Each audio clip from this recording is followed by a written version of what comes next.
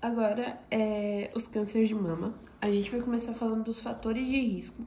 Os fatores de risco, eles estão mais associados à exposição ao estrogênio durante a vida da mulher.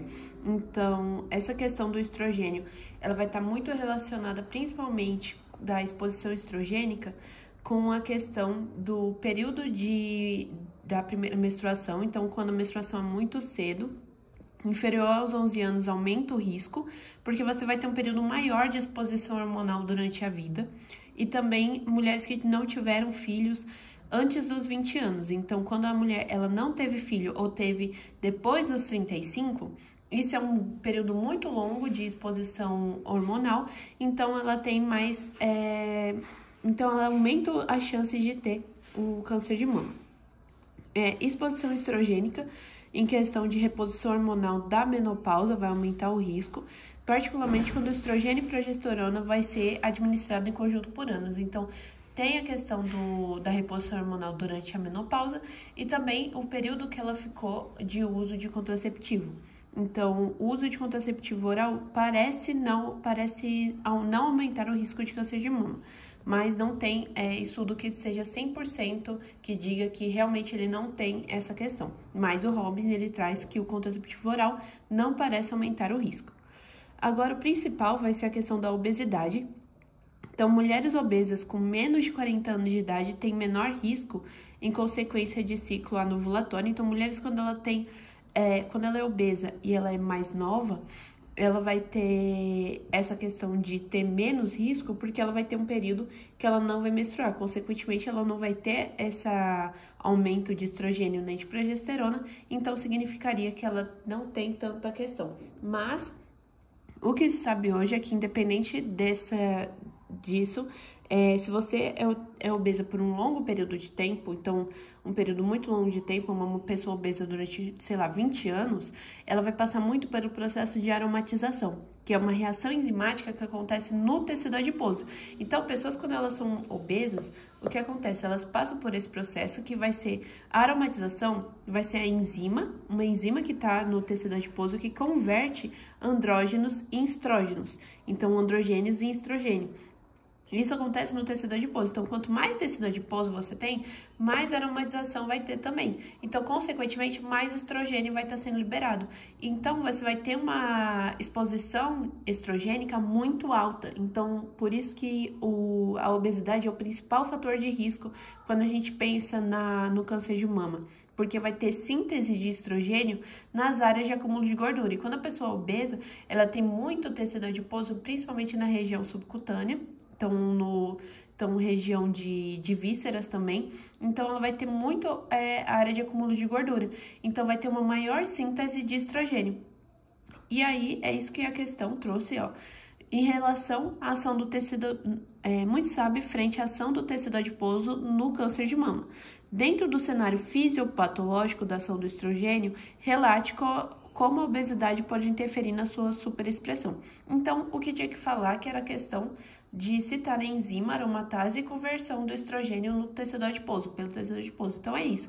A aromatização vai ser essa reação enzimática que vai converter andrógeno em estrógeno. Isso acontece no tecido adiposo. Então, quanto mais tecido adiposo, mais aromatização vai ter, mais estrogênio vai ser liberado. Então, esse é o principal fator de risco.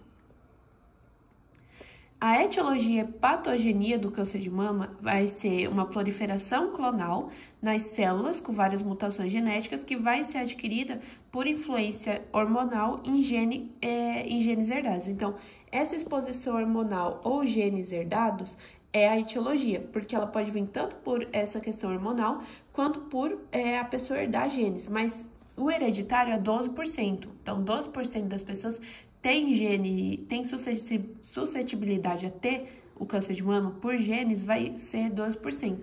O resto vem tudo por exposição hormonal, que é a principal causa do câncer de mama. O hereditário é 12% e ele vai estar relacionado com o BRCA1, BRCA2, P53 e TCK, que são genes supressores tumorais.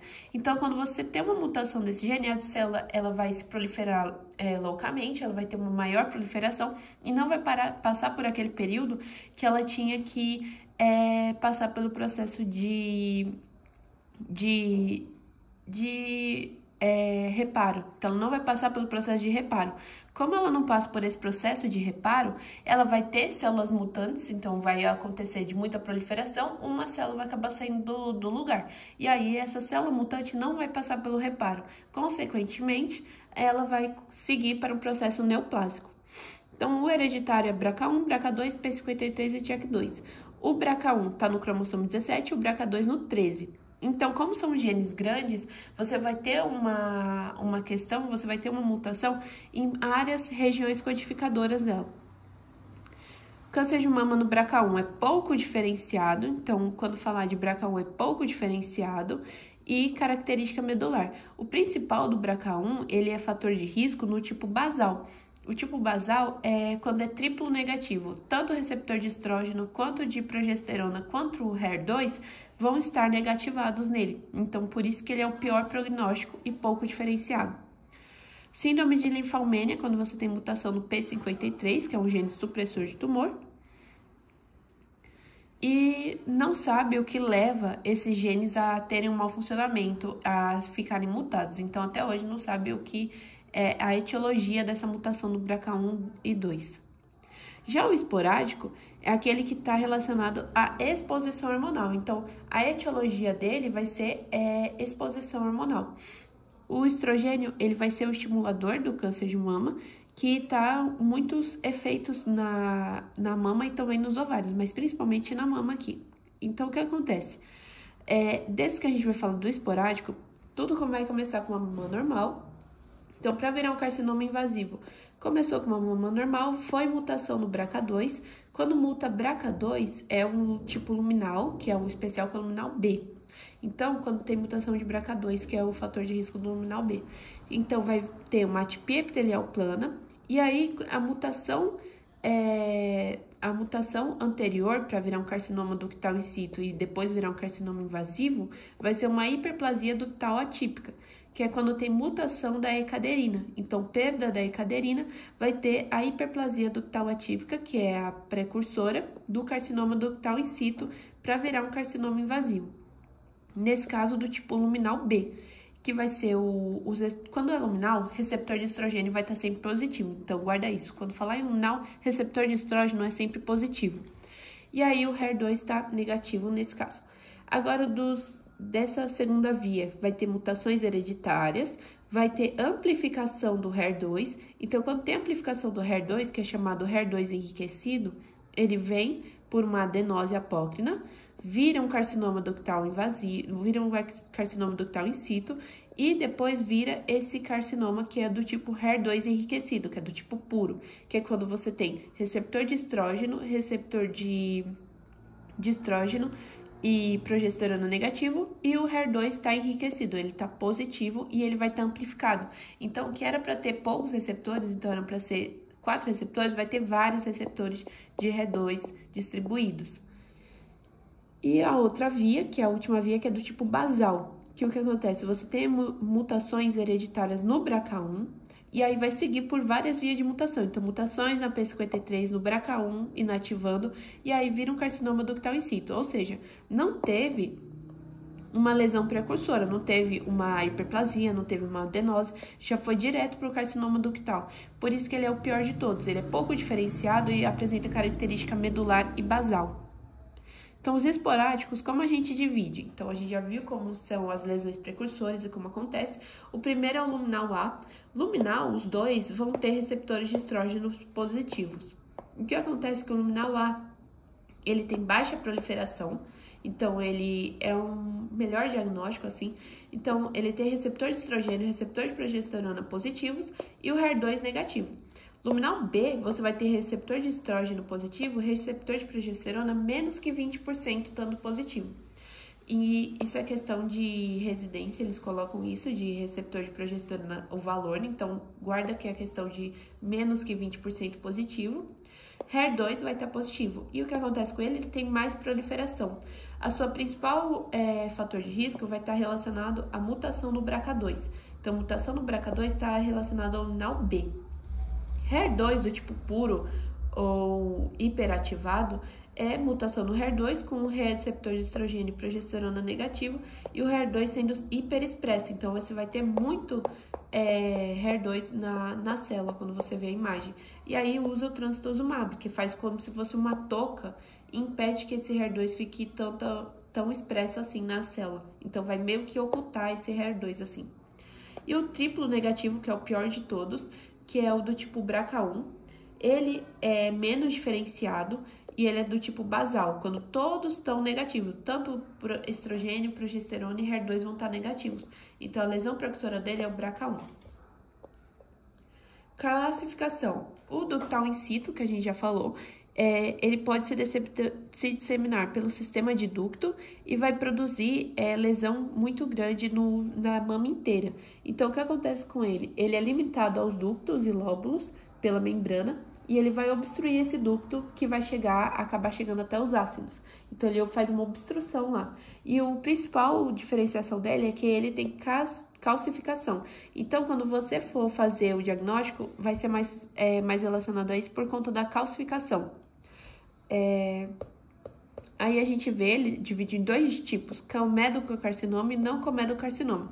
O que você faz para diferenciar? No comedocarcinoma, ele tem necrose, então vai ter área de necrose central e vai formar como se fosse essas calcificações agrupadas e, além disso, ele vai fazer como se fossem nódulos, ó. Então, são áreas de necrose que vai fazer como se fossem nódulos. Já os não comedocarcinomas, eles não têm essa questão de necrose e eles ficam dessa forma, assim. Eles ficam com espaço arredondado, mas são regulares. Eles não têm esses nódulos de necrose. Aí, a outra forma é a doença de Paget. O que acontece com ela, que acontece no mamilo. E elas são lesões que vão disseminar pelo sistema de ducto e afetar a pele do mamilo. E aí elas ficam desta forma aqui. Então, pouca coisa que tem para falar dela. Elas são massas palpáveis que ficam localizadas no mamilo. A mastectomia é curativa em 95% desses casos. O próximo que a gente vai falar é o carcinoma lobular. Ele é uma proliferação clonal das células dentro dos ductos e lóbulos que vai crescer de forma não coesa. E outra coisa, no lobular não tem calcificação. Então, quando falar calcificação, você já vai direto para o ductal, porque o lobular não tem área de calcificação. O que acontece nele é que vai ser os próprios ácidos que vão começar a se proliferar. Então, tanto o ductal quanto o lobular, eles têm relação com a perda da E-caderina. Então, a E-caderina é uma proteína supressora de tumor e o que acontece é que você vai perder ela e, consequentemente, a célula ela vai começar a se proliferar. Nesse caso do lobular, se proliferam na região dos lóbulos. Então, os próprios ácidos vão fazer a proliferação. Já no ductal, vai ser limitado aos ductos. Aqui, o carcinoma lobular, uma imagem dele. E deixa eu ver. Aqui o que a gente falou sobre os receptores de estrogênio positivo e negativo, como eles ficam, o HER2 e o triplo negativo, como você vê em questão de imagem. Então, deixa eu ver. Aqui, ó. O Robbins, ele não classificou direito quando é A e quando é B, mas o que a gente precisa saber? Quando ele é A, luminal do tipo A, que é o receptor de estrógeno positivo e o HER negativo, ele tem baixa proliferação. Tanto que o Robbins, ele coloca aqui, baixa proliferação. Então, é do tipo A. Do tipo B, ele tem o receptor de estrógeno positivo, o HER negativo, pode vir tanto positivo quanto negativo no tipo B. E ele tem alta proliferação. Nesse caso, ele tem alta proliferação. O do tipo B, ele está relacionado à mutação no BRCA2. Então, fator de risco dele vai ser mutação germinativa no BRCA2. E o último, que é o triplo negativo, nesse caso, que quando você tem os 3 negativos e mutação percussora no BRCA1. Então, aqui ele mostra as imagens e fala de novo isso que eu acabei de falar.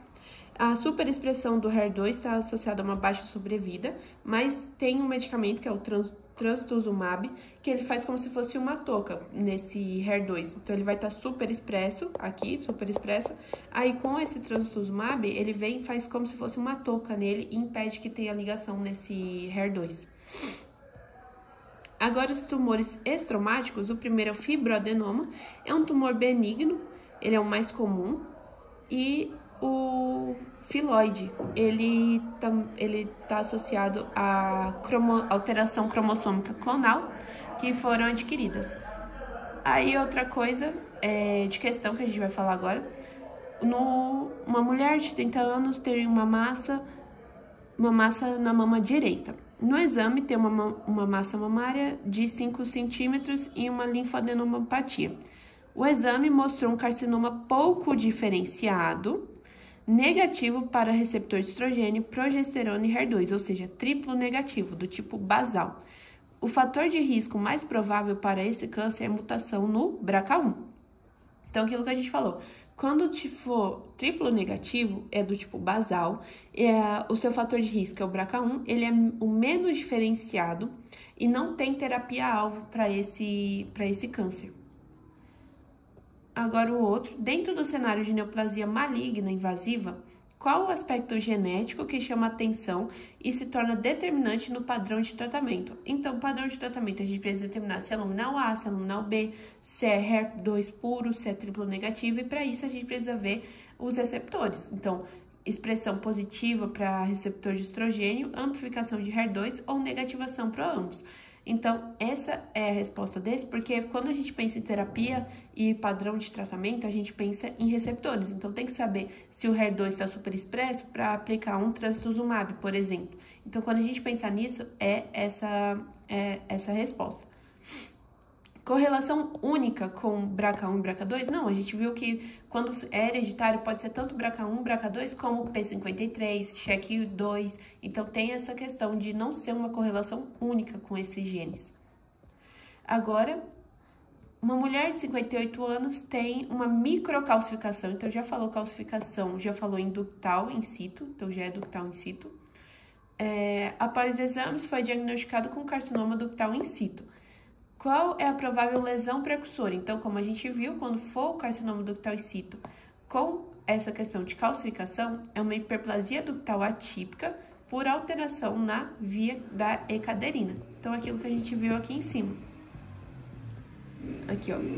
Para virar um carcinoma ductal in situ, veio de uma lesão na hiperplasia ductal atípica. Então, essa é a via dos carcinomas repositivos, ou seja, com receptor de estrogênio positivo. E a questão, ela trouxe exatamente isso. Aqui, ó. Microcalcificação e carcinoma ductal in situ. Lesão precursora, não dava para ser típica, é atípica. Então, aqui você já eliminou isso. Uma fibrosística, não faz sentido. E o fibroadenoma, ele é benigno, então não tinha nem como ser ele. Então, é isso que precisa saber dessa parte de carcinoma. Saber quando é luminal A, quando é luminal B. Saber explicar a questão do estrogênio e saber quais são as lesões, não só as lesões precursoras, mas também mutações como fatores de risco. Então, quando a gente pensa no tipo basal, mutação no BRCA1, quando a gente pensa no luminal B, mutação no BRCA2, então isso é importante.